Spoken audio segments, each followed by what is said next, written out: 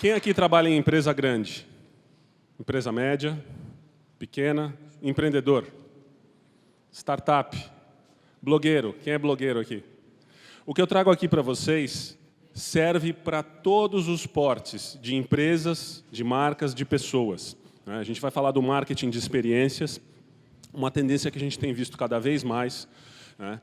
Tiago falou um pouco disso aqui, me ajudou muito, porque cria o clima.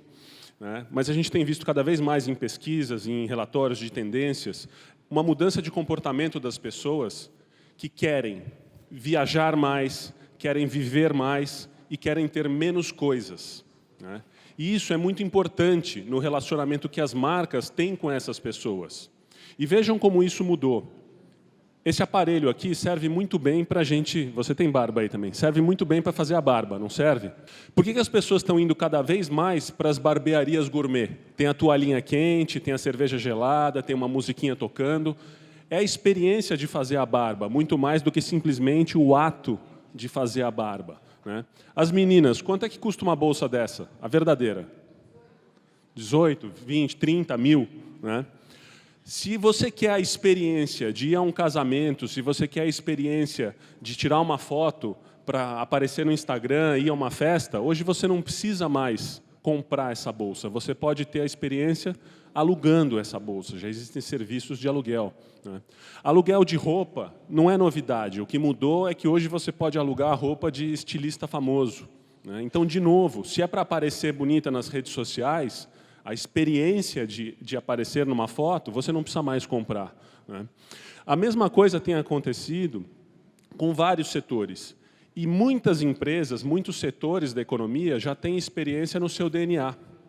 Principalmente as empresas de serviço. Quando a gente fala de viagem aérea, por exemplo, é uma experiência, do momento que você compra a passagem até o momento que você desembarca e pega a sua mala. Não necessariamente uma experiência boa. Aliás, está cada vez mais difícil, está cada vez mais chato voar. Tem que tirar o sapato, tem que tirar o notebook da mochila, tirar o cinto, o relógio, joia.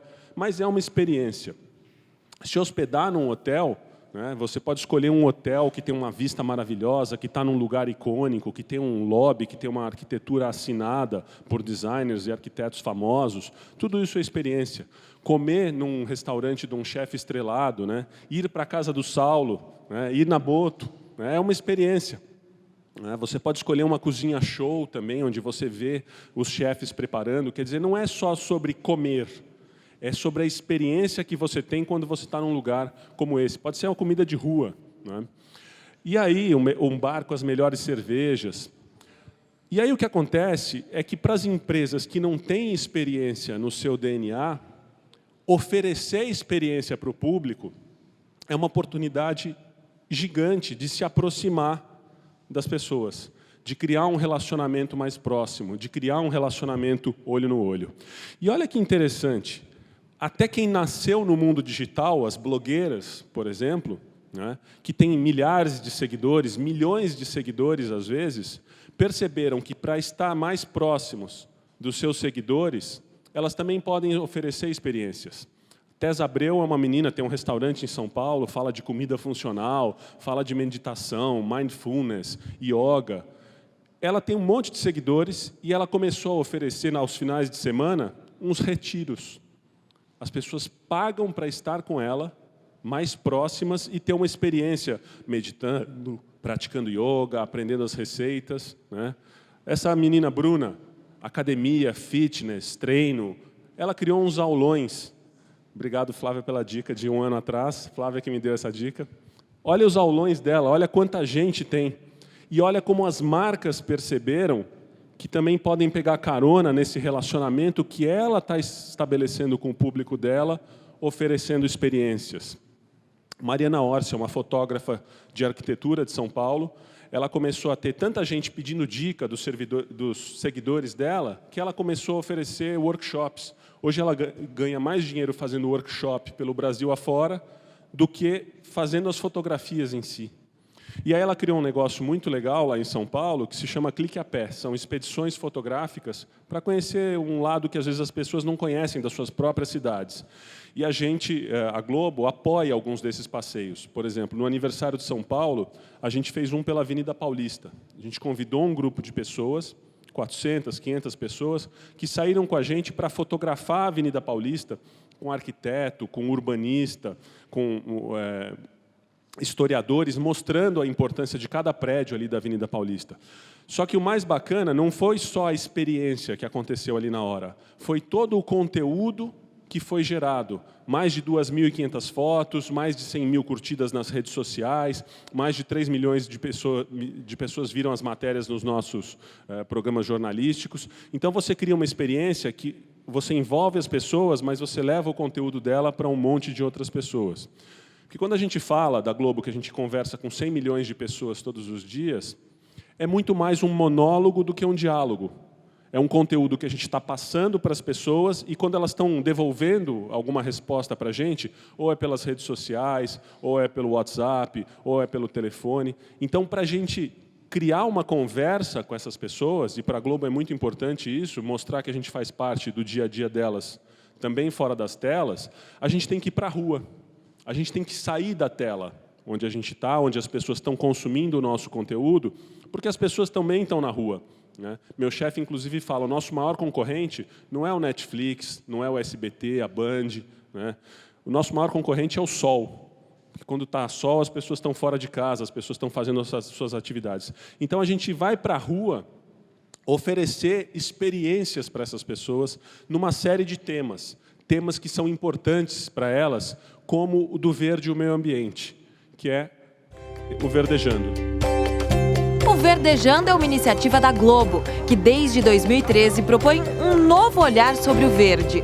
Com uma série de reportagens especiais e várias ações que envolvem a população nessa causa, o Verdejando amplia a discussão e estimula a participação da população.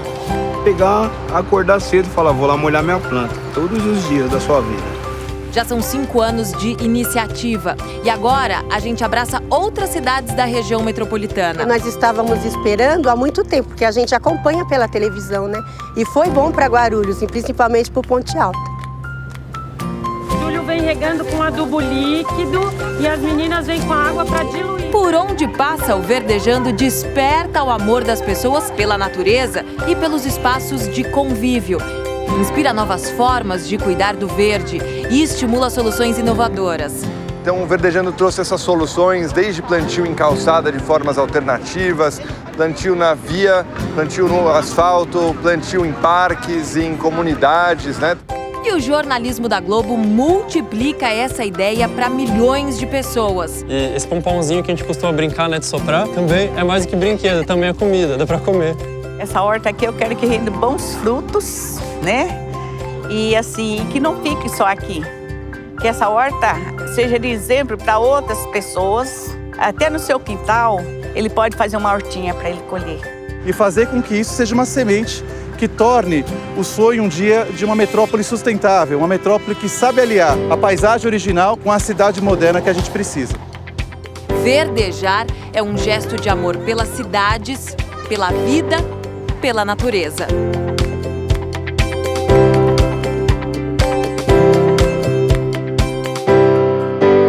Então, veja, não é uma marca plantando árvores. É uma marca oferecendo uma experiência para as pessoas que querem abraçar uma causa que é importante para elas, que é a causa do verde e do meio ambiente. Né? São as pessoas que estão plantando árvores, são as pessoas que estão participando de oficinas para aprender a cuidar das plantas, são as pessoas que estão levando uma muda de planta para casa e estão plantando no seu quintal, na sua jardineira. Essas experiências aproximam as pessoas das marcas. Né? E tem algumas características que fazem com que toda marca, pequena ou grande, por isso que eu perguntei quem é de startup, quem é empreendedor, qualquer setor, qualquer tamanho de empresa pode se beneficiar de uma boa oferta de experiências. Primeiro, como o Thiago falou aqui, muito bem colocado, porque as experiências permitem estimular os 5 sentidos. E olha que interessante, um meio de comunicação falando isso, mas os meios de comunicação todos não conseguem. A mídia impressa, o jornal, a revista, só estimula a visão. O rádio só estimula a audição. TV e internet, visão e audição. Quando a gente vai para a experiência ao vivo, a gente pode estimular o tato, a gente pode estimular o olfato, a gente pode estimular o paladar. E para algumas marcas isso é fundamental. Como é que você vai falar de sorvete, Thiago, se você não tiver a experimentação, né? Não tiver o cheiro, não tiver o visual ali. Então, isso é muito, muito forte, né?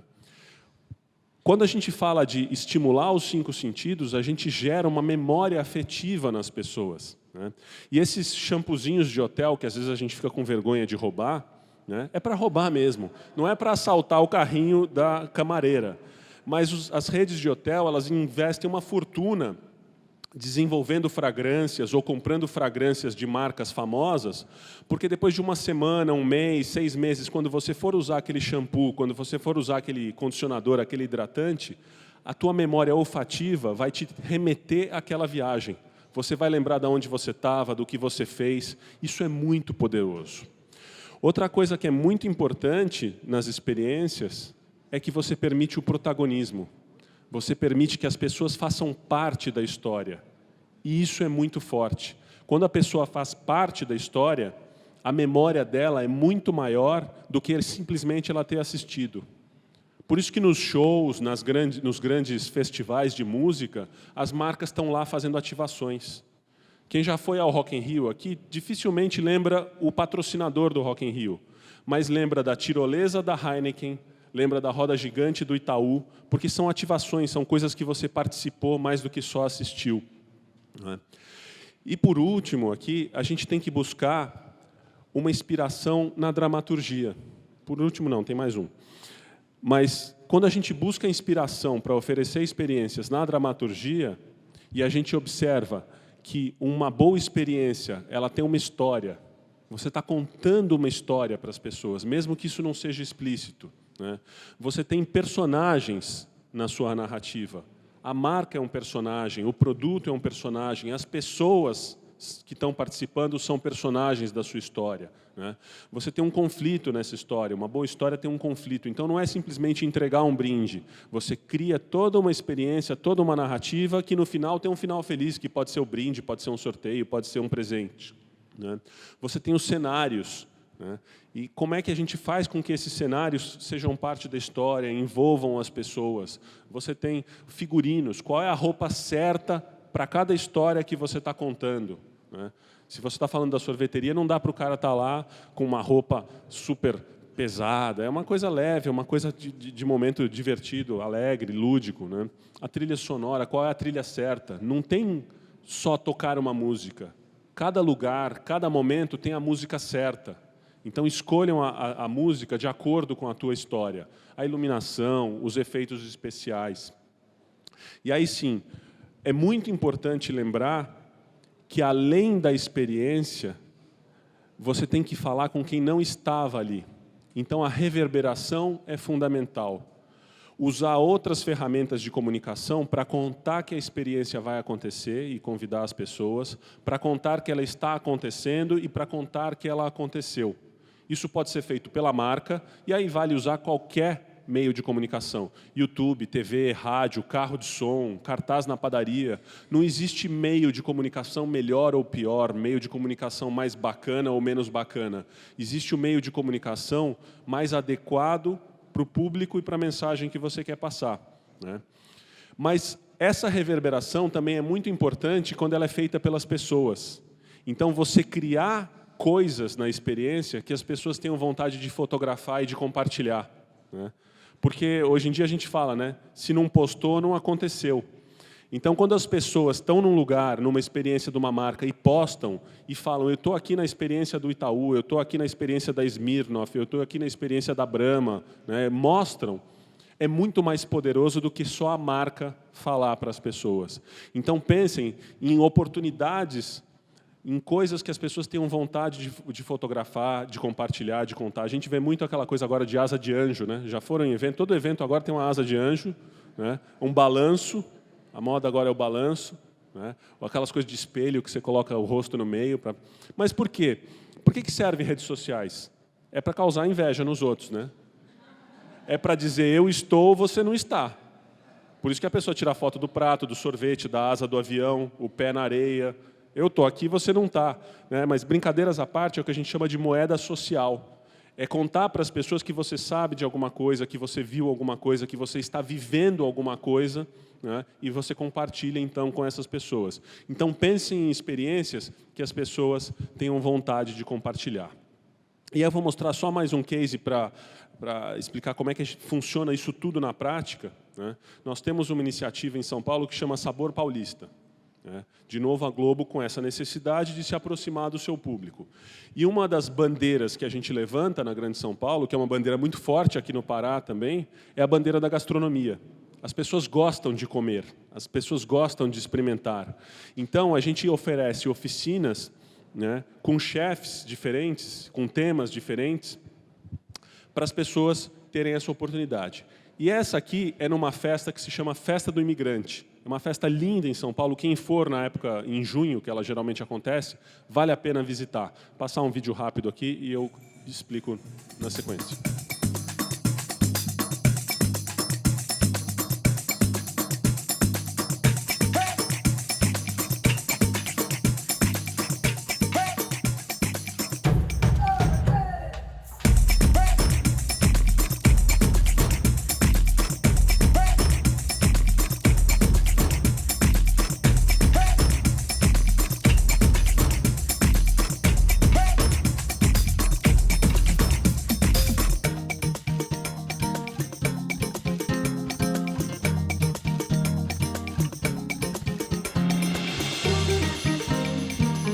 É um lugar gostoso, aconchegante. O povo que vem é maravilhoso. Eu acho tão importante que tenha essa cozinha, que possamos dividir em workshops os nossos conhecimentos e passarmos para as outras pessoas, contando a eles a história de um prato. E a gente percebe no brilho dos olhos deles que cada um lembra também da sua ascendência, né?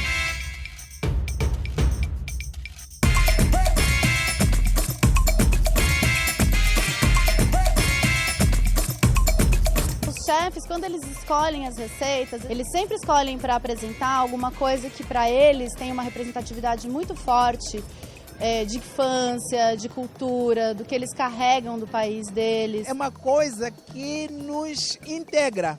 Em qualquer lugar do mundo, comer faz parte. Então, e comer são encontros diversos. É como não ter me desprendido de meu país ainda. É como el cordón umbilical, lo que me une México y aquí a Brasil es esa, la comida, la cultura.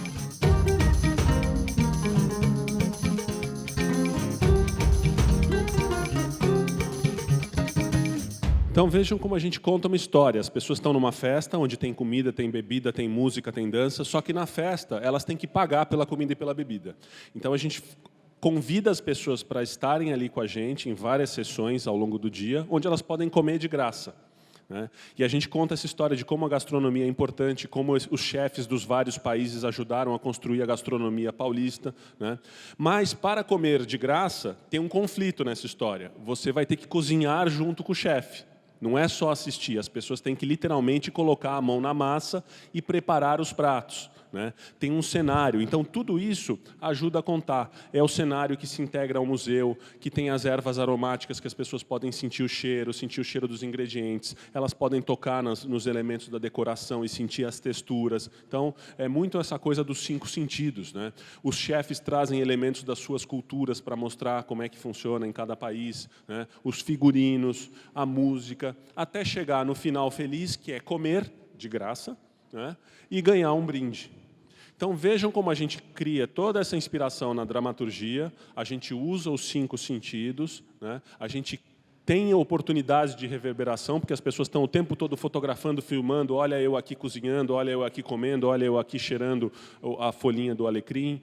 E tudo isso gera um momento onde as pessoas estão próximas da marca, passam lá 1 hora com a Globo, né? Tendo um diálogo, tendo uma conversa, e tendo uma memória afetiva muito grande. Tanto que já é o 4º ano que a gente faz essa participação na Festa do Imigrante e é sempre um sucesso. Então, só para fechar aqui, alguns cuidados, algumas dicas, receita de bolo, né, quando a gente pensa na experiência, qual a duração dela. Uma experiência muito longa pode cansar o público, uma experiência muito curta pode não criar vínculos. Então, tente dosar conhecendo o seu público, claro. O cenário sozinho não é experiência. Às vezes a gente vê estandes maravilhosos em feiras, quiosques maravilhosos em shoppings, mas não conta história nenhuma. Então pense em qual é o cenário que você vai usar como parte da experiência. Adeque às necessidades da marca, o que você quer contar como marca com o que o seu público quer ouvir. Não é porque você quer falar que o público quer ouvir, né? De novo, a coisa do protagonismo, o público como protagonista é muito, muito forte. E não se esqueça da importância da reverberação. Então, gente, muito obrigado. Espero que seja útil para vocês, como tem sido útil para nós.